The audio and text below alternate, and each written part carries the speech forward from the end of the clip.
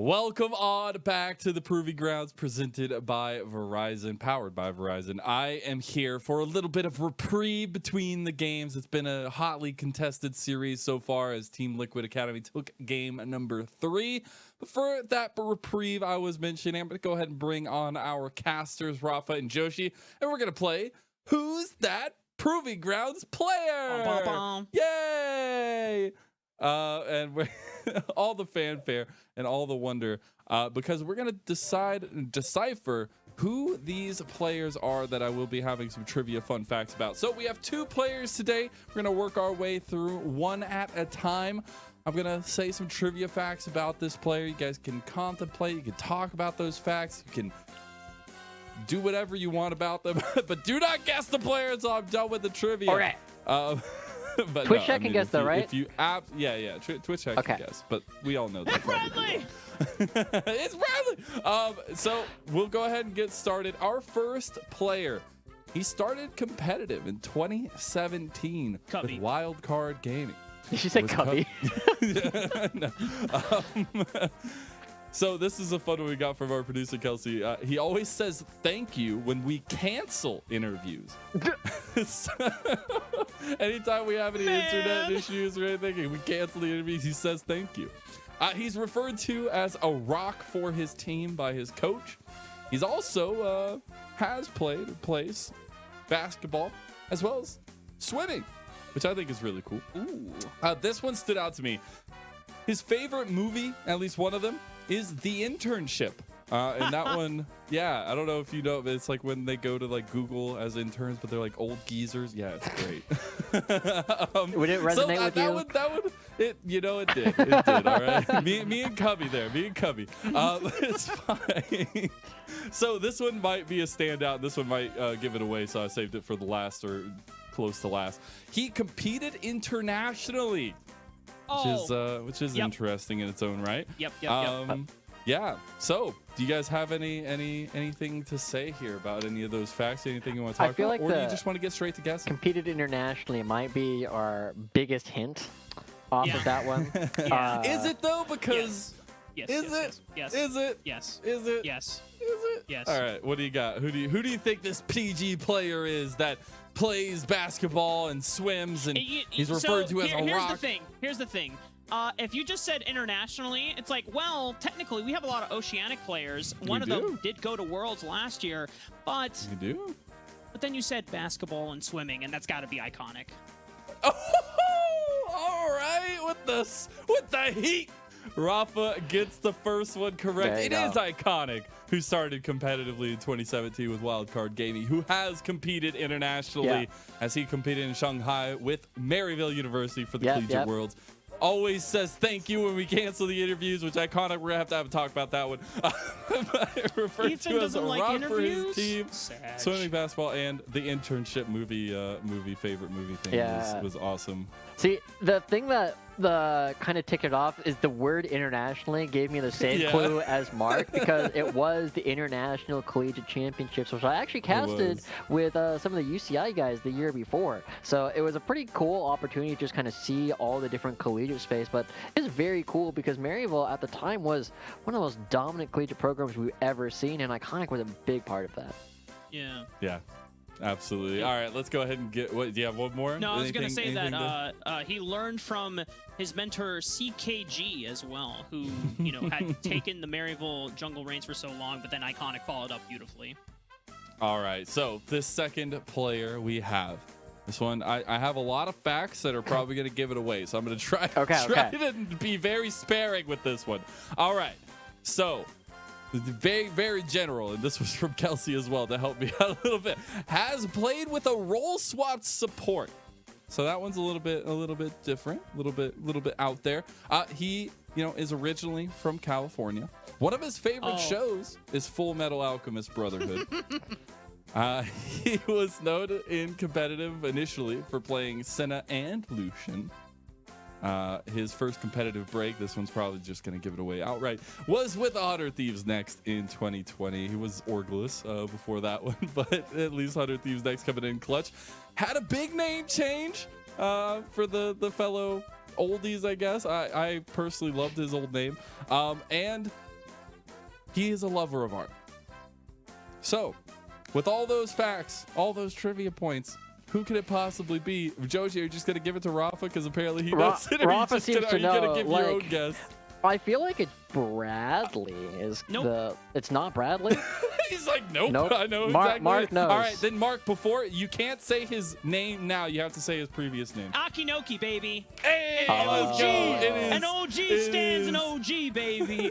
AKA Yawn, who played with Hooks, who was the role swap support, coming from AD to support. There you go. So, it is going to be Yawn from Team Liquid Academy. Love your little stutter step there, Mr. Rafa. But you knew all along who it could possibly be. It is the quiet but deadliness of Team Liquid Academy in their AD carry position. And I thought the lover of art, would give it completely away, since that's like literally one of the only things we've put on as fun fact. But it was nice to have a little bit of a breakup. The FMA brotherhood, the role swap support, the big name change. Thank you, Rafa, for backing me up on that one. Hell yeah. I'm just impressed. Well, why are you depressed, Joe? I'm just impressed, not depressed. I was gonna say, I feel like those are two very different ways to go. I'm so bad at remembering like players' name changes beforehand. I constantly have to remind myself whenever somebody has a name change. It's like, oh, yep, I remember. I remember when he called himself back in 2009 when he was still playing Super Smash Brothers. This is main game. Oh my goodness. I think another fun fact that we should add to trivia for Yawn now is that now both I don't know who started it, but now like between Spawn, his coach on Twitter, they like refer to each other as Prince Zuko and Uncle Iroh now. So that's a cool and awesome relationship that they have. I'll give you a little insight to Team Liquid Academy themselves. We got to go do that the house tour with them, and we started seeing all these stickers everywhere, anime stickers everywhere. We're like, what is this? And apparently it has they went to Little Tokyo. They all went and bought a bunch of anime stickers and have just stuck it everywhere, like all over people's chairs, desks. Spawn has them literally everywhere over his entire desk. Wait. Which shout out for Spawn for having to deal with that. But my guess is that Spawn put up none of them. Probably not. I would guess they're all player put up. He's on the board. He's on the board. But in all actuality, right, we got to get to the brass tacks of serious business, because we are going into game number 4 here. And while some pleasantries, some reprieve between the game, this is still make or break. This is a grand finals ticket. This is an in-person ticket to the LCS studio for these teams. And I think to see Team Liquid bounce back with a vengeance to come back from game number 1. I think it's absolutely huge to see that turnaround, and the fact that they still have the bread and butter of what has been this series in early game control, but they were able to flip the switch in the mid to late game. Yeah, this definitely feels like a situation where Golden Guardians need to come in and they need to figure out how to break Team Liquid's control around the Dragons, because they are, I believe, 12-1 on Dragons so far in this series. And as a Golden Guardians fan, you have to start getting there earlier. You need to be able to set up your waves in order to try and contest things, or you can devote really heavily, because it feels like Tony Top has been doing a pretty decent job in complete isolation, even with Armeo coming towards the top side. And if Iconic gives him a little bit more resources, maybe that's a new angle that you can actually look to play towards, because so far Tony Top is, he's been doing fine, but he's just not getting the resources necessary to overtake Bradley, who has become such a force up in the top lane.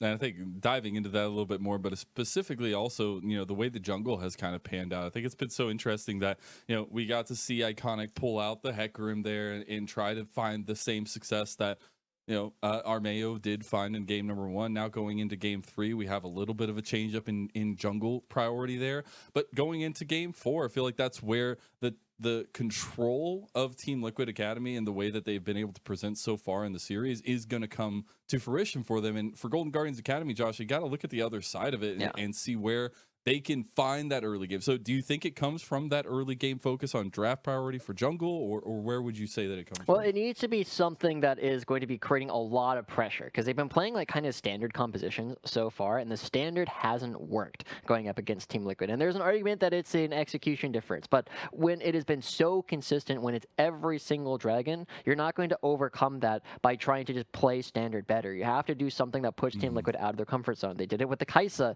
They said, hey, even though you have this Ocean Soul, we don't care. You can do it with a Tryndamere if you give it more attention and make it such a strong split push threat. Team Liquid's not going to be as prepared to deal with that. You could do it by just camping the crap out of mid lane or bottom lane and bringing up Chime to start getting all those assists in the first 14 minutes like we gave him the stat for originally. But you have to do something to throw a wrench into the works. Yeah, you can't keep doing the almost similar-esque to the Cloud9 strategy. It's not Iconic that's farming up and getting a ton of resources, but there is a late game super obnoxious threat that is slowly scaling on up when you get something like a Kai'Sa. But even though the Team Liquid fell to it once, they neutralized it going into Game 3, and now we're going into Game 4. I imagine that you can't go back and be on the passive side of the game against Team Liquid, because they're going to take everything and get through what has historically been the weakest point in Team Liquid's games, which is the early laning phase. Golden Guardians, I feel like the pressure's on these guys to say, okay, you know what? We tried playing the passive game. We tried to play the scaling game. We need to be the ones that make the first move, and we need better tools to execute that further.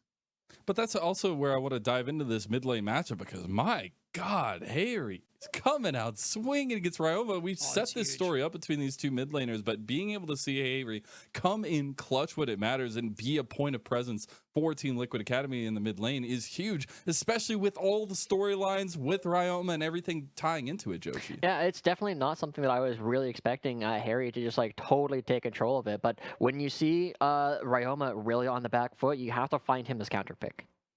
You absolutely do, and we'll see if that counter pick comes out as the champ select for game number 4. The potential final game of the day is on the horizon, so let's see what happens, Rafa and Joshi. Can't take it this time, Mark. Yeah, he's intentionally flipping back and forth between we can take it and then just not, allowing us to take it, which is a Sag moment, but it's okay. I understand. Mazel cannot give me full power. That would be chaos.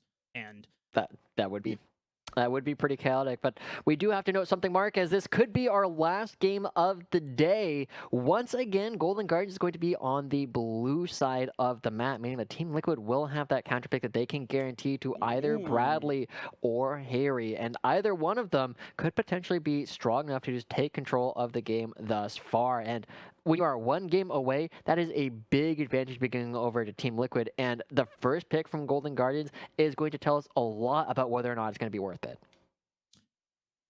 If they're on blue side, I wonder if the Hecarim priority is what they are chasing for, because that has been one of the two things that Team Liquid and Golden Guardians have kind of acknowledged, that, hey, whoever doesn't get the Hecarim, the other will immediately snag up. Right? And even though that you can argue that Armeo did a decent job even without the Hecarim in Game 2, when it comes to any engages made past the 25-minute mark, it's so hard to do it reliably as Volibear, because you don't cover the same amount of range as you do with Hecarim, thanks to Onslaught of Shadows and thanks to the movement speed.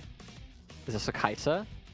I don't think Golden Guardians were expecting this, right? The Hecarim pick was what they were kind of counting on, but it was the Kai'Sa that gave them the win in Game 2, and Team Liquid are leaving it open, but it's going to be Iconic going directly for the Viego, and that gives Team Liquid an opportunity to try and snag it up for themselves, and it's something that, you can realistically play as a lot of different people on Team Liquid, and passing the buck right back on over.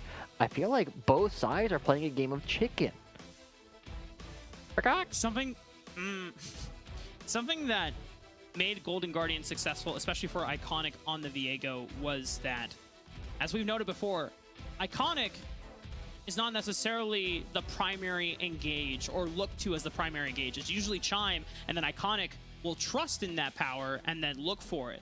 Yeah. But as we've seen in this series before, neither on the Volibear, neither on the Hecarim, he has consistently been able to be in position where he is confident enough to look for the first move. But on someone like Viego, if you let others make the moves for you and you clean up, he is great at that. He has shown that throughout his career that he is great as a secondary damage source. Yeah.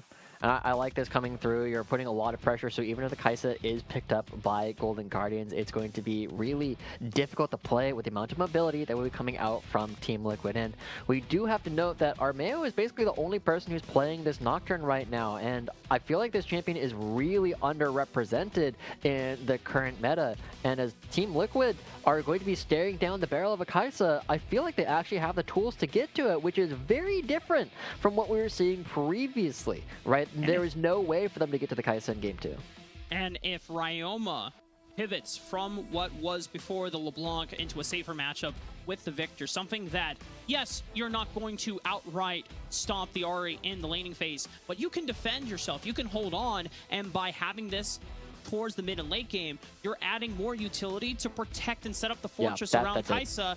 But Jabaden, now it's a Corki, so this is still late game pick. You have insane damage, but they're just basically doubling up on the poke potential that you can have past the 25-minute mark.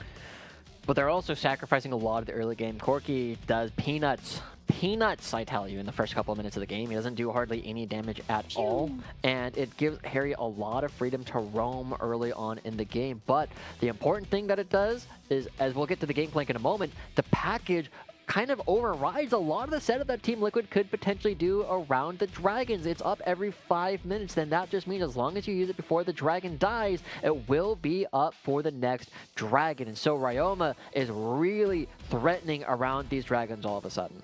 Yeah, it's not the way that we expected for Golden Guardians to attack the plan around setting up for the dragons. We were expecting a little bit more early agency, but it's not a bad answer, and it still allows and gives Golden Guardians some safety insurance as the game plays later and later out, because Team Liquid hasn't necessarily been a team, despite all their wins, a team that is closing out before that 25-minute mark. They still play a relatively slower game, and they're leaning into it with this Gangplank pick on top of it. Yeah, and Mark, this is the champion that Bradley has played more than anything else, and he has a 100% win rate on it. He has played 8 games of Gangplank so far this season and won every single one. Ooh.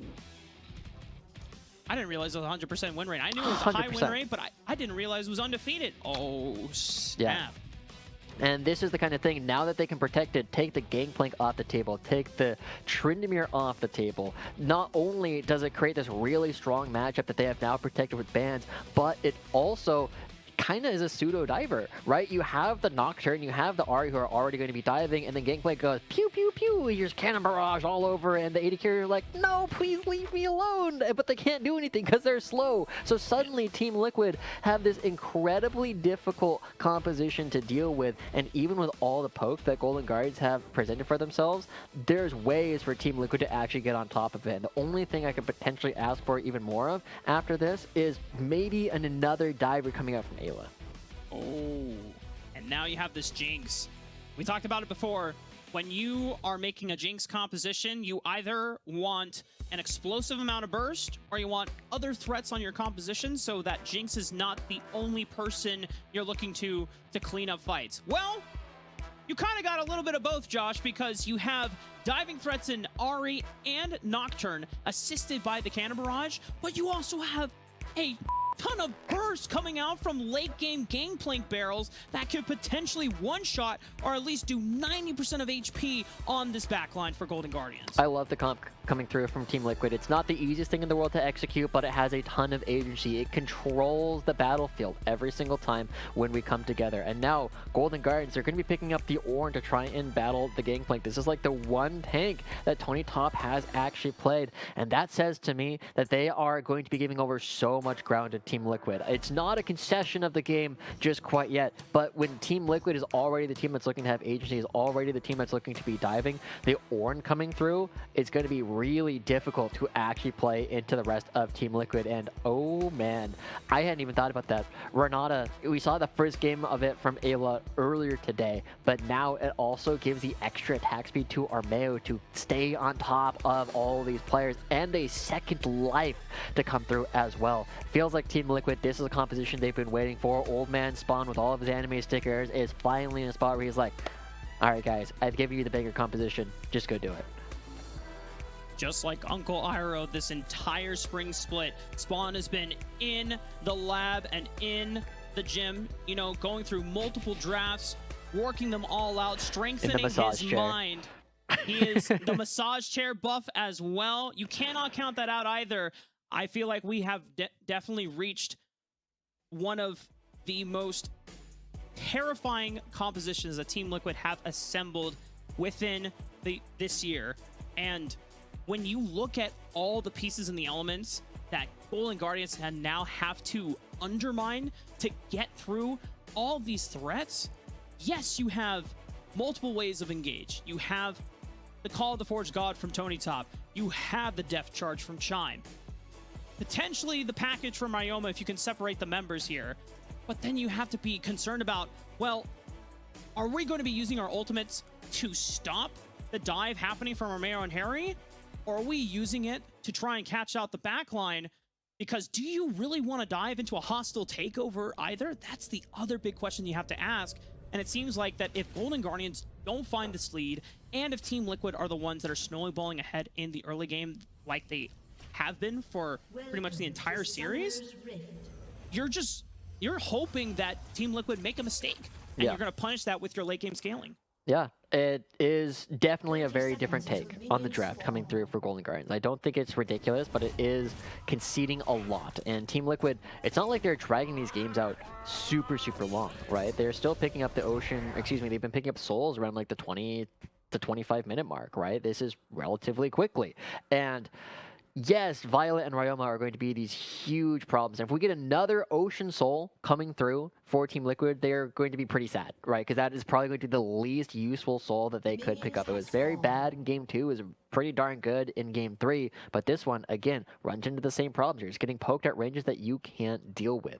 So, Team Liquid, one game away from booking their seat in the Grand Finals, guaranteeing themselves a top 2 finish here in Proving Grounds, whereas Golden Guardians, this is do or die. If you go down here, you are sent down to the lower bracket, where you have to fight to even get into the top 2 again. And that top 2 finish is not just about the Grand Finals, Josh, but it's also about getting a chance to play on the LCS stage in our last day of Proving Grounds. That is a place where all these Academy players aspire to be playing on in their future career, whether it's next split, whether it's next year, whether it's the next 2 years. That is, for many of these players, the end goal, so that they can prove to themselves and prove to the rest of NA that they are some of the best players, the next best upcoming talent we have. And we'll see what they can do to prove it right. Violet had a great game too. The rest of his team was able to support him. But I feel like in a lot of ways, Chime, who is one of our most valuable prospect candidates earlier on. Oh, good trading from Ryoma. Okay. Holy! That's not supposed to be happening, but we'll get back to that in a moment. I feel like Chime, who again, every prospect candidate earlier on, has been neutralized incredibly hard. It feels like Ayla has had his number and has not allowed Chime to get off any plays. Remember, he had 80 assists at 14 minutes. The second highest was JJ, who was a full 11 behind him. So far in this series alone, yes, Chime has looked for multiple roams, but a lot of them have been neutralized by the work of Romeo and Ayla, whether it's individually or hand-in-hand protecting what has mostly been looks towards the mid lane, trying to get Ryoma snowballed and out of lane early so that he can influence both of the side lanes. in the series, and so far it just has not happened. However, Chime making early looks against Ayla. Ayla might have to burn flash here if Iconic closes the distance enough, but they are holding out. They are being patient, and finally it's the flash from Yawn plus the heal before Armeo wards off the rest of Golden Guardians. Okay, good stuff coming out from Golden Guardians, and they're not conceding this early game, and in fact, the fact that Ryoma was winning these trades super hard in the mid lane means that they are coming out to a small advantage, but Armeo now looking to turn things around, make sure that this wave actually crashes so that Violet and Chime aren't going to be able to get this big freeze off. Just need to make sure that Chime and Violet back up, and once that is completed, Yawn and Ayla should be able to back away without a whole lot of damage done to their early laning phase. And Armeo, he's already cleared out his entire jungle. He doesn't have anything left that he needs to do. If he wants to, he can go try and grab the other crab. And Armeo, credits to him that he is able to save the bot lane from even further destruction. Okay, Yawn backs away in time. But I want to give props to Iconic that he adapted his early clear. Instead of just going for a similar full clear to Armeo, he skips the Krugs, making sure that he is on the right timing with Chime and Violet to look for that early play. Because now Yawn is down summoners for the next few minutes. If Iconic can make another roam, hold up, Bradley. Tony Top. This should be a solo kill for the top laner Golden Guardians. There's nowhere else to run. Bradley gets run out, and that's first blood. Okay, yeah, Tony Top, we said he was doing a pretty decent job all on his own without the support of the rest of his team. Getting a solo kill as Ornn into Gangplank this early on in the game is a testament to how well he's been playing so far in this series. Bradley will be able to get all of the experience on back, but Cannon, rip. Sag, yeah. You know, I'm sure people in the Twitch chat are going to be like -1 or +1, depending on how you choose to count it up or down. But Golden Guardians starting this game swinging, and it's a big difference from what we saw previously. Team Liquid aren't comfortably just grabbing the dragon yet. Team Liquid are going to need to fight for priority in the bottom lane, but by having already attacked the bottom lane and gaining a summer advantage, it now puts Yawn and Ayla in a spot where they cannot comfortably push out the lane unless Armeo is on their side of the map, because they don't know if Iconic will be waiting ready to punish with Chime. Because now it is a flash advantage for Iconic, a flash advantage for Chime. I imagine that any one of them can look to close the distance onto Yawn if he steps too far forward. Yeah, and Armeo's got to be getting fairly close to level 6. He's currently level 5, right? And I think he will need like 1 or 2 more camps. But Iconic coming around trying to find Armeo. Going to be backing up, though. Not an easy fight to take anyway. Especially if you don't have a whole lot of priority to play with. And Bradley again just taking a lot of damage from Tony. Gotta be careful. You know, the Ornn is one of those champions that, yes, it's tank, but it's also a, let me just check my notes here, Josh. First mage, assassin, fighter, you know, the whole ordeal. Can do a bit of everything, but look at this. Team Liquid might be going back to their old ways. They get the bottom lane crashing, and would you look at that? It is, in fact, a dragon start coming through from Team Liquid really early on, and they should be able to take this without a whole lot of contest. Thank you, hashtag Leche fandom coming through. Actually known as Mermaid Monarchy. Mermaid Monarchy coming through. All right, I apologize, Andy. We will. Can we get a? Trying to figure out what the best signal is. Well, we'll wait. We'll get back to it. In case Chime wants to look for a fight here, but because Armeo is here, they're confident, and they have the cannon barrage, and Chime has now been separated by the rest of his team. Meanwhile, in the top lane, is there a solo kill potential here? Oh my god, Tony Top is actually able to solo kill Bradley, and it neutralizes a little bit of the advantage that Team Liquid just got off the bottom lane. Yo, I feel like a caster cursed the crap out of Bradley. He's gotten solo kill twice on his undefeated champion by Ornn. Right? That is absolutely crazy. I mean, good stuff to the rest of Team Liquid for finding all these plays on the bottom side, but Tony Top is just like, I am not losing in Game 4. I'm going to find all these kills on my own. I'll do it myself. And as they pick up another play on the top side, he's, I think, almost the entirety of this team's gold lead at this point. Yeah, and the slight 700 gold lead, all thanks to the giant goat himself. If we take a look at the replay in the bottom lane, yeah, it's unfortunate for Chime in this instance. Yeah, I mean, it's a good cannon barrage, right? Making sure that people are separated, but as it goes out, Bradley, as he does that, kind of just walks too far forward, and I mean, Tony didn't really do anything mechanically impressive. He's just like, you can't do that. And Tony is just, I mean, I think the biggest thing is just his willingness to pull the trigger is like, you can't do that. And I know you can't, and I'm going to prove it to you. And so just finding that solo kill just means that Bradley, despite getting the assist, is nowhere near as far ahead as he's supposed to be in this matchup. Yeah, or not ahead at all. Yeah. What I'm to say is like, yeah, this negative is ahead. I imagine if we get a chance to pull up the individual gold charts, that Tony Top is either rocking at least a 600 to 1,000 gold lead over Bradley, just given with the slight CS advantage and of course the 2 kills that he has picked up, including that first blood gold. But now for Team Liquid, in the past, even if Bradley has not done the best in the laning phase, he always makes up for it in the later scaling team fights. And right now, with the advantage that Team Liquid have garnered through the bottom side of the map, answering back to what was a great response and a great way to start out for the side of Golden Guardians, if they carry that through, I imagine that Tony Top will not be able to move from this side of the map and be able to bring the influence of this advantage to the upcoming fights. We'll see, right? That's a big question about the Orin, because he always has some pretty darn good wave clear, so you can oftentimes just like walk down if he needs to. And the other big part that we have to pay attention to, right, is Ryoma's package is coming online pretty soon. And when that package is ready to go, that does mean that there will be fights for all of these objectives. But Armeo, as he clears out this top side of the map, he's going to be doing the Rift Herald once again. And just like they did in Game 3, they're bringing Yawn. They're not leaving him on the far side of the map. Hey, saying, hey, buddy, you lost that 1v1 last time. We're not going to give you the chance. And it's not like Yawn is necessarily needed for the Rift Herald. They just bring him towards the mid lane so that in case he gets affected on the bottom side, he is still close to, you know, the homies. Can get some support if he needs it. But he's hanging around mid lane, making sure that they push in this wave together, because Yawn does not want to rotate by himself towards the bottom side of the map. If he gets caught out and loses his summoner spells, it will make things super difficult for the upcoming Dragon fight. Yep. Okay. All right. You know, Bradley trading a little bit of damage back, but it is going to be a whole lot of nothing coming through for the rest of the map, as it is Yawn not going to have any difficulty walking right on back down to the bottom side. And hey, is this the first time that Iconic and Tony Top have like had jungle I don't even know if they got close enough to give it proximity. I was ready to think like, are they gonna dive Bradley? Oh, Pog! But then it's just, hey, I'm just making sure that you're pushing out your lane and you get the wave shoved in, and you know there's not a spooky boogeyman, you know, trying to gank you.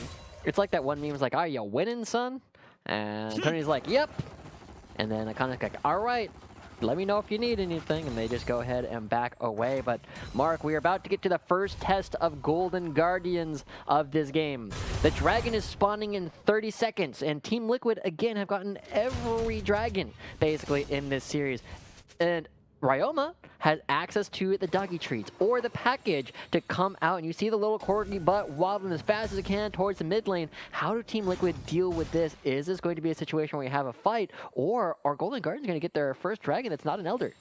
Yeah, if you're Team Liquid, you got to put the dog down at some point before he gets the package off. That sounded a lot darker than I intended it to be, but you know, the point still stands. And look at this, Golden Guardians are actually the first one to the dragon, because Team Liquid respect the threat of the package. They don't want to mess with the corgi butt either.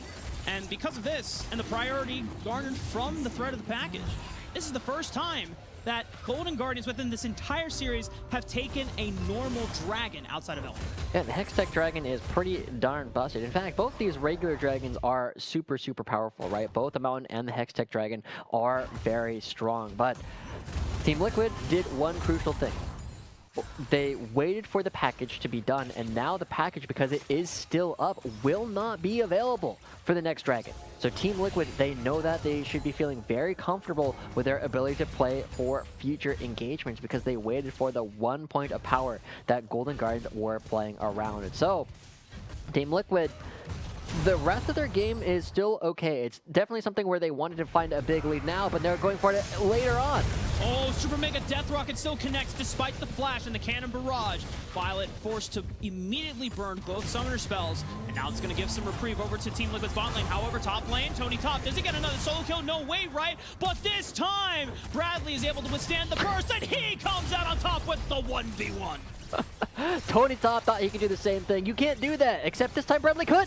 Bradley was A-okay this time, and because there's so much pressure on the opposite side of the map, there's no way for Orn to do anything. It is going to be this entire turret getting picked up for Team Liquid's bottom lane. And so Yawn and Ayla and Armeo effectively finding themselves multiple kills. And is Yawn supposed to have 2 pickaxes? I'm not going to question it. I'm not a pro player. So I'm going to question it. Well, I'm going to question whether Bradley gets out of this one alive because I don't think he does. Uh-oh. This Corgi is very scary, and he's pumping out rockets, he's pumping out damage, and Bradley, he's only got a parlay pistol, and it's not going to be enough because Iconic is also here to make sure that the kill goes smoothly, and Ryoma answers back. Yeah, a little bit of an unnecessary death coming through from Bradley, but he's just desperate for gold. The problem is he gave some gold over to Corky, and so even though Team Liquid had jumped out to a bit of an early lead, this is definitely a situation where Tony Top has so far had Bradley's number almost every single time they actually interact. And we are starting to see that finally, despite all of what we were looking at earlier, Bradley is actually even in gold with Tony Top. They're less than 100 between the two because of all the plates Bradley did pick up. The plates, and also you gotta love the Gangplank passive. The parlay. The parlay gold. Be plundering a little bit more gold for you. And I feel like we're still at a spot mark where we're kind of underselling the fact that we are still in match point for Team Liquid. They are now in a lead once again. This is a very similar lead to what they've had previously. The one thing they're missing, though, is they only have 1 dragon instead of 2 at this point in the game. And it feels like Team Liquid, their setups are going to become a lot more clean now that they know that there's no package that can actually contest them. If they are there when the dragon spawns, it is just going to be a straight up fight. But the problem is, Mark, this Nocturne hasn't done a whole lot. The Nocturne hasn't been able to find any of these effective early game ultimates in order to get it off the ground. And we are rapidly approaching a point in the game where the rockets coming out from Corky and the Void Seekers coming out from Violet are going to start being the defining thing that Golden Guardians do. And it's going to be on Team Liquid, who I don't know if they have a large enough lead to overcome that. Right. Armeo has found one ultimate that burned summoner spells, but it wasn't a kill and it wasn't such an overwhelming advantage that has propelled Team Liquid monstrously ahead of Golden Guardians in the mid-game. We are still waiting for Paranoia that really just breaks the back of Golden Guardians and puts them in a deficit that not even late-game scaling insurance is going to save them. Yeah. So, Team Liquid are starting to move around now. We are noting Team Liquid are once again bringing people up towards the Rift Herald. They want to be able to do this before shifting down towards the Dragon if they feel that they are strong enough to actually fight. The Golden Guardians are a little bit set up better. Nice spell shield from Armeo, blocks the initial hook, but Ayla forced to flash away, but now it's the re-engage from Armeo, has the Gore Drinker for the bloodthirsting slash, he's able to sustain so much, God. And you can't take out this Nocturne. If you can't take him out, you gotta run from the rest of the threats that are coming in hot from Team Liquid. They force out Tony Top and Chime back to the fountain, and this Rift Herald is in their pocket. And that's gonna be the Dragon as well, right? Tony Top's gonna be there a bit too late. His teleport will not be available, so Team Liquid, they don't just win the 2 kills, they win the mid lane turret, they win the Rift Herald, they're potentially getting the top lane turret, they're getting the Dragon. It's not just the kills that Team Liquid win when they get these fights. They win so much more on the map, and Yawn was so close to starting to run down Violet in that spot, trying to get revenge. Now Team Liquid, they have a window where they can play for another objective as well, but it looks like they're going to be backing away. It doesn't look like they immediately realize that the package isn't available yet. They're, you know, I can respect that they are aware of the potential threat, but it seems like, as you called out, the timer for the package is not quite in sync in what reality sets in fold for Golden Guardians. The Ryoma is waiting patiently for it. He's sitting on base. I imagine that it should be coming out soon. Bradley, he should be fine now, but because of the threat, no package actually coming out. This is now the second Dragon going over to Golden Guardians, and so this is a very different state that we have seen from Golden Guardians compared to the rest of the series, because now Team Liquid no longer are the ones putting Golden Guardians on a timer. Yeah, I think Corky actually has a package right now. Right, it looks like he's moving around. Yeah, Ryoma is going to be zip-zooping around, and so this should be the moment that Team Liquid will feel stronger about their upcoming dragons, right? But as we start to move around, Ryoma is going to have to use the package. They now know that it will be spawning 30 seconds after the next dragon spawns, because it is on that 5-minute timer. So Team Liquid going to be very comfortable seeing that used up on the top side. They're now shifting down to the other side of the map, and they're going to be trading the top lane turret for the bottom lane turret, which gives way more gold than the top lane turret, and they give basically another kill over to both Yawn and Harry. And this was good patience from Team Liquid in terms of their rotations. They stayed within Fog of War. They stayed out of reach from Golden Guardians before when they had the package available. Every single member kept their distance, and then once they saw the package being used, immediately, without hesitation, beeline towards the bottom lane tower, looking to trade it back for them. And this allows Team Liquid to still maintain this gold advantage despite being down in dragons this time around. Yeah, and Mark, we're to the point of the game where, remember when Bradley was having a bit of a tough time in terms of actually like laning? He's now ahead in CS, and he is now significantly ahead in gold as this Gangplank. And the Gangplank, oh, we'll get back to that. Harry forcing the flash out of Violet. Oh my goodness, the cannon barrage almost takes him down. It forces the heal as well as the flash that Harry had already garnered. Oh, Super Mega Death Rocket? Yeah, a little bit of hopium coming through there with the Death Rocket, but that's the kind of threat that we're seeing coming out from Team Liquid every single time. They just chain their ultimates together, and it just creates so much pressure on the opposing backline. But again, Mark, look at these tiers stacking. We are almost there for Ryoma. We are 2/3 of the way there for Violet, and so Team Liquid are trying to force the issue sooner than later. They need to start picking up these dragons. They need to grab the Baron buff, and I feel like the person that I always look to in terms of this objective control on Team Liquid has been Armeo. Right? He's the guy who's the general. He's the guy who has consistently allowed Team Liquid, even from deficits last year, to come back, because he is the one who will get fights started. I mean, he has proven in moments when Team Liquid, whether it's the Academy squad or even the LCS squad, as you mentioned before, in spring playoffs of LCS last year, first time that the LCS had returned to a stage performance since the pandemic started. Armeo has been super clutch time and time again for both squads. And I think that when you're looking in this moment where, yes, they don't have the dragon advantage this time around, Armeo is still bringing an aura of calmness to the squad, saying, hey guys, we don't care about dragons as much this game. We still have the advantage. We still have ways to close out this game before Ryoma and Violet fully come online. And even if they do, we're going to rely and believe that our late game damage outmatches theirs. We'll see. They're going to be crashing this Rift Hold up in the top side, potentially threatening Ryoma, but they should be able to get the damage down. Just a couple more auto attacks from Yawn, and she's going to reset. Whoa, Super Mega Death Rocket barely misses Ryoma, who was forced to flash there, but they still have the chase. They have the movement speed, the cannon barrage, giving them the extra damage and the slow, almost forcing more summoner spells out of Golden Guardians. Tony top? Okay. I like that idea. He potentially looking for at least forcing the Spirit Rush out, but it's got to be more than that. And Golden Guardians now face the last line of defense in their inhibitor turrets being threatened by Team Liquid. Yeah. I also want to just kind of point out that Greg, while he's been in the Academy season for such a long time at this point, he is consistently performing. Second in 2019 spring regular season, second in 2020 spring regular season.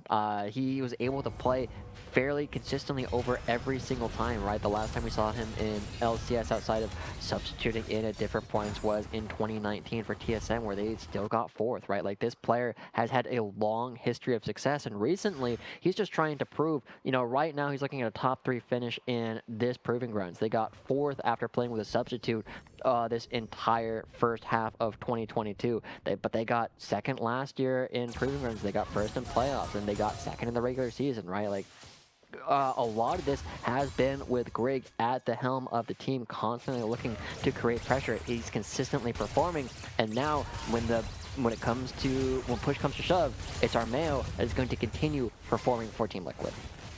Just like this, the control that Team Liquid have steadily, but with good execution, have been able to attain throughout this 23-minute slow-paced game. It is now 2 dragons apiece. neither team is necessarily set up to take the Baron, as you do not want to really contest Golden Guardians when it comes to the poke game at this point, now that both Muramanas not quite stacked up for Violet, but the Muramana and the Ludens Power Spike for Ryoma is online, so you have to be careful. You need to make sure that the vision control is fully swept out. Yeah. Oh, they don't realize that there's one that is preventing them from actually hitting the Baron. There's no reason for Golden Guardians to come over if they know that you're not doing anything. And so, Team Liquid, they're trying to sweep out everything. They're trying to figure out why is Golden Guardians not coming forward. And so, as I set up their early warning system, pay attention to how Golden Guardians move around the map. Will Team Liquid figure out that this ward is here, or are they just going to hit? They're starting to hit now, and Golden Guardians should respawn. And the one ward is going to give Golden Guardians all the information they need. Yeah, Tony Top immediately teleporting, package available. Team Liquid, call it off as soon as they see the teleport come out. They're turning out the lights. Hostile takeover, blinds Tony Top, and he has to flash away, and now they engage right on the chime. Watch Ryoma. Is available now, but for what? Yawn is the only person that's knocked up, but it doesn't threaten them at all. Ryoma teleports, looking for the package to separate the members of Team Liquid away, but is it going to be enough? The package is doing a lot of damage. It's taking out Yawn, but can it clean up the rest of the members? Tony Top walks forward, tries to absorb the damage, but cannot find another member. Golden Guardians, it is the first time that they're able to pick up at least a kill and trade, but they lost 3 for it, Josh. That's absolutely crazy. Ryoma had about the perfect package, but the Nocturne ultimate creates so much chaos for the members of Golden Guardians that they don't know what's going on. They all try and hide in the bush, but that's what happens when you get to these late games. When you get this Nocturne, he never really falls off in terms of his ability to actually play. With a package down, once again, Mark, that's another opportunity for Team Liquid to pick up another dragon. And so as we go into a replay here, pay attention to the fact that Ryoma can't teleport at the beginning. The rest of the team has no idea what's happening to Tony Top, and they are just getting picked off one by one. But the big thing after that is watch how the rest of Team Liquid scatters. They make sure that they aren't going down to Ryoma. The only person who ends up dying is actually Yawn, who has to fight or die, but everybody else has already gone down because they have the same kind of AoE to crush down Golden Guardians. And it is off the efforts of Ryoma and Iconic that they are able to at least get something back in that fight. Had that package not been thrown out by Roma, had Iconic not been in position to clean up with the Heartbreaker and then get out safely without giving over another kill, that fight could have been so far more disastrous for Golden Guardians, and it at least keeps them somewhat in this game still. Yeah, but now Team Liquid go back. They know there's no package. There can't be a repeat. There's no teleports from either Orin or the Corki. And so as they start this up, Team Liquid, they do a lot of damage, and it forces their opponents into choke points. Okay, but they're turning out the lights once again, and it is Harry that makes the engage. They look for the jungler. They take him out. No more smite available for Golden Guardians. Do Team Liquid want more? They force the Call of the Forge God out of Tony Top, and it now prevents Golden Guardians from having any more engagements. But look at Violent! He just finished the Muramana, and the Nashor's Tooth alongside it. It's giving him the poke, and now Team Liquid getting instant flashbacks to Game 2 when Violet started helping the rest of Golden Guardians come back in this game. Yeah, Yawn falls down again, but that's the big thing that we got to pay attention to coming up from Golden Guardians. The poke is still there. The poke doesn't care. When you're going through a choke point yourself, you're all lining up to get hit by the crazy AoE from Corki. And so, Golden Guardians, they still feel like they're very in this game. They're starting to get the Ornn items coming through. You already have 3 of them completed, and Ornn gets insanely tanky every single time he builds another one of these. More extra armor and more extra HP. And so, it really puts a test to Team Liquid. Can they find the fight? Can they force Golden Guardians into an uncomfortable position? They need to do it while the package is down, and they can try and do it around this dragon. Golden Guardians right now taking the time to set up some vision control in their quadrant so that they can make a safe trek through their side of the map to contest Team Liquid at another upcoming Baron attempt. But this time around, it is Dragon that's coming up in 30 seconds, and as you noted before, Josh, there's no package still available for Ryoma. So even though the Team Liquid cannot safely go for the Baron, they can at least delegate one person, more than likely Armeo, to secure this Dragon by himself, while the rest of Team Liquid maintain pressure on the rest of the map. And the pressure, I mean, it's mounting, right? I'm sure you can feel it, Mark. I can definitely feel it between these two teams, as one mistake can be the difference between going to the lower bracket and going to LA. And Team Liquid, as they start this up, the rest of their team is making sure there's no opportunity for Golden Guardians to be hitting the Baron. They don't want to be making any mistakes this late into the game. And Team Liquid, they find themselves another free objective, but it's again another situation where how do they deal with this poke? It's got to be a combination of ultimates, right? Cannon Barrage plus Paranoia, maybe Super Mega Death Rocket. You need to get on top of Ryoma or Violet, but they are so far back and they are so safe. And this was the trouble that we saw last time that Team Liquid were not able to deal with in Game 2. Have they found the answers? For Team Liquid, yes, you have to look down the barrel of two insane poke mages at this point for Corki and Violet, who also happen to be marksmen. But there is some reprieve that you can look now that Bradley is coming online in his own right. He has the Infinity Edge alongside the Lord Doms, and because he's got the 2 crit cloaks, the little cheat code to still achieve that 16% crit chance threshold, those barrels will chunk the living bejesus out of Golden Guardians' backline if they step too close. This is one of the things that we often talk about, Mark, and I feel like something that Golden Guardians have identified really well. It doesn't matter how well your champion scales if you can't hit me. And if Bradley's ever in a position to hit barrels on Ryoma and Violet, something has gone terribly wrong for Golden Guardians. That's true. Yeah.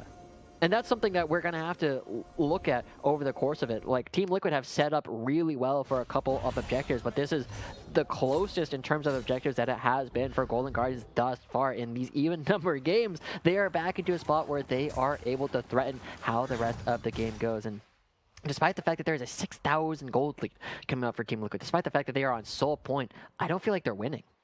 Yeah, it always comes down to looking at some of the other external factors that don't get reflected in the gold charts, right? You're looking at multiple mythics that have been upgraded by Ornn. That's, I don't remember what the gold values are. It's about but 1,000. Like, yeah. That's more stats that kind of make up for the difference. And when you get to this point, at this stage in the game, those types of gold leads start to seem smaller than they actually mean in terms of what it means for the state of the game.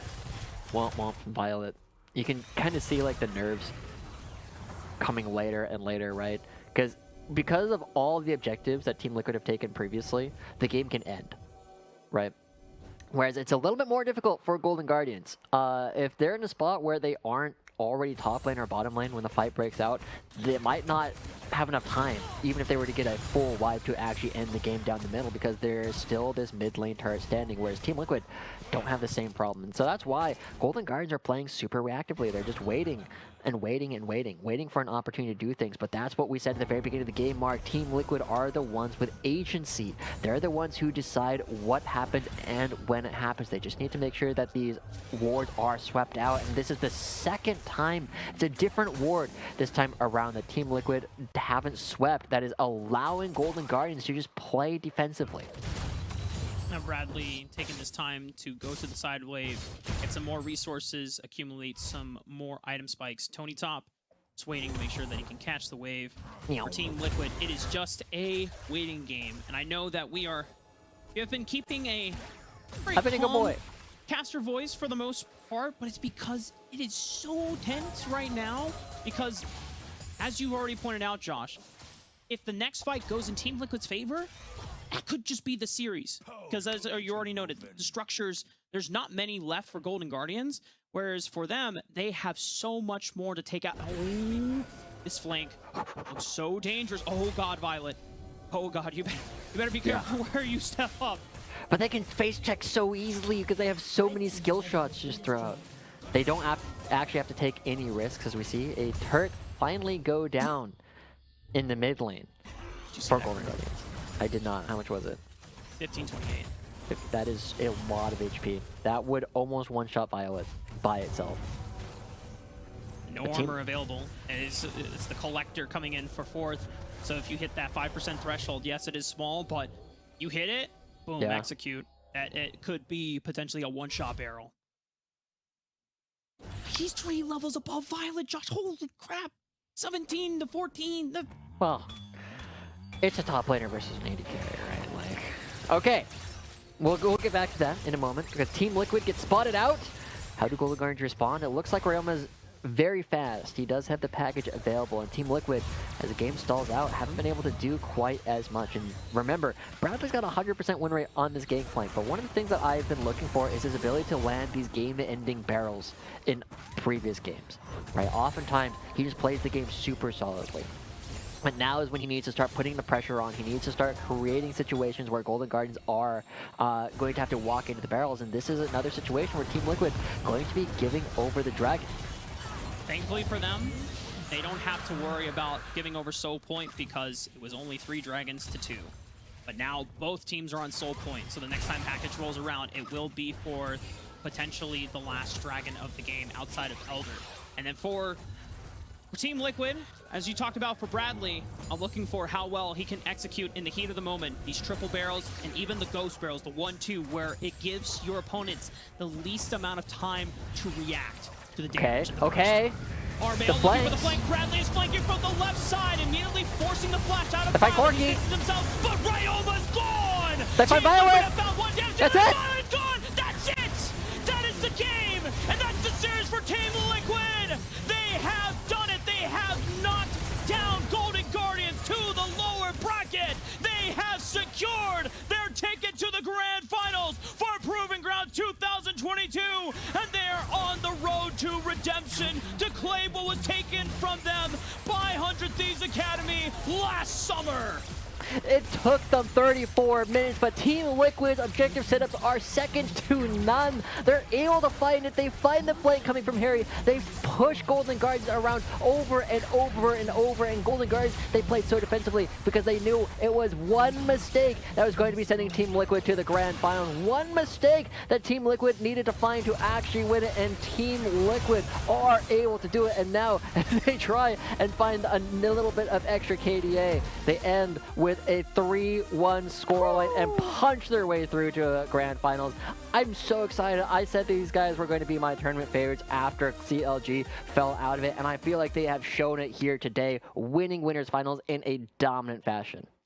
This has been the goal and the journey for Team Liquid Academy ever since they finally got Ayla back into the main roster well after round 1 of a round robin had concluded in the spring split of Academy. They had struggled, they were trying to make things work, and it's not like they didn't find any wins, but it wasn't their full squad, it wasn't their starting roster, and they were waiting on Ayla, they were waiting on Harry outside of visa issues, and I can imagine that a little bit of the stress and a little bit of the mental toll that takes to make sure that these guys are ready and not losing out on time that they could be getting in reps for the squad, but it has all come through at just the right time. They are in their peak form, Josh. This is the cleanest League of Legends we have seen out of any team in the Academy scene, and I think we are in for a very, very dynamite Grand Finals next Friday. Yeah. And honestly, you don't want to hear from me anymore, you guys. I know you're here for let's hear from the players. We're going to throw to a break real quick, and when we come back, it's going to be Mazel and one of the members from Team Liquid Academy.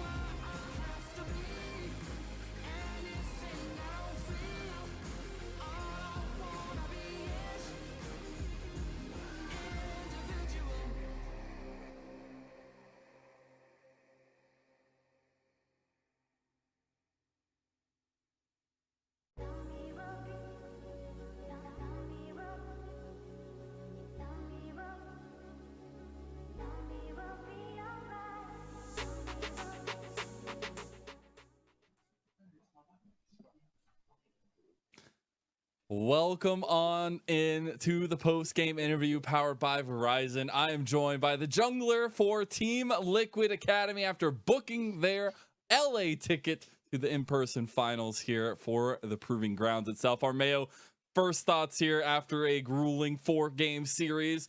How does it feel to lock in that finals placement? It feels good. It's like really cool that it's an in-person match. So, I mean, it's just fun, and like we made top 2. We've won every series so far. So I think that's pretty good, obviously. So yeah, it's pretty nice. The games were actually not easy too. Like that last one, it was very tough to end. So it was very fun. Hey, they had to make you work for it as well. Golden Guardians themselves having a good run in Proving Grounds, going against them and talking a little bit more about the squad itself. What stood out to you going into this matchup, and what was your big, ticket to winning against Golden Guardians? I mean, we didn't get much time because like we played C9A and then we had like 1 day or something. So I didn't really think about it too much. They play like a very, I guess, like standard is how I'd say. Like they have some dive comps with like Hecarim, and then they just like front to back a lot of it. And they're very like slow early game. Like I think we got like every dragon, but we got some bad RNG. The Ocean Soul and the comps we're getting it was very useless. It was all unlucky, but yeah. So it's kind of like they just played out scale. It seems like. And then, like, as long as we get like every dragon and get enough gold lead, like it's not like our champs are scaling bad in these games. We should just win, and that's basically how it felt.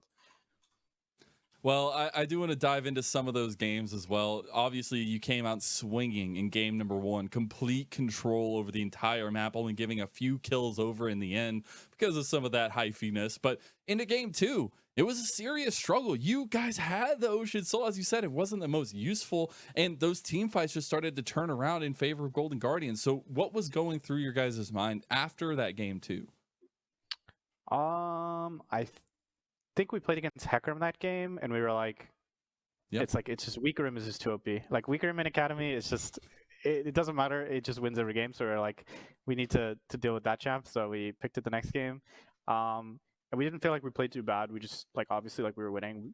We just made some draft adjustments to like make it so it'd be easier to team fights, and then prayed for non-Ocean Dragon. Like Ocean Dragon, nowadays I just want Hextech Soul or like Mount Soul or something.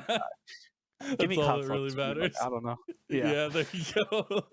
Now I do want to ask you a little bit about the last matchup there, and specifically, having seen Bradley's journey to this point and being able to whip out the gangplank in something that he's been working on throughout the rest of the season, going down early but being a clutch factor in the end. Tell me a little bit about that top matchup.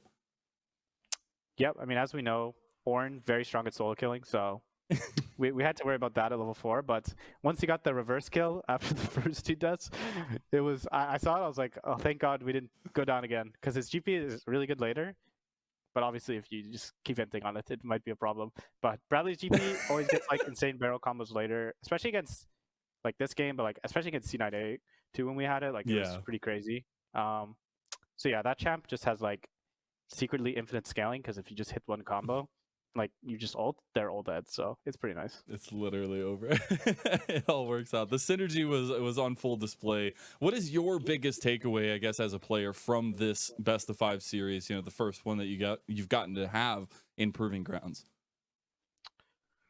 My takeaway, I didn't think that one through. I guess we seem to be favored over most of the academy teams. So if we like play well, I think we'll be favored in finals as well, and we don't get like too much ego.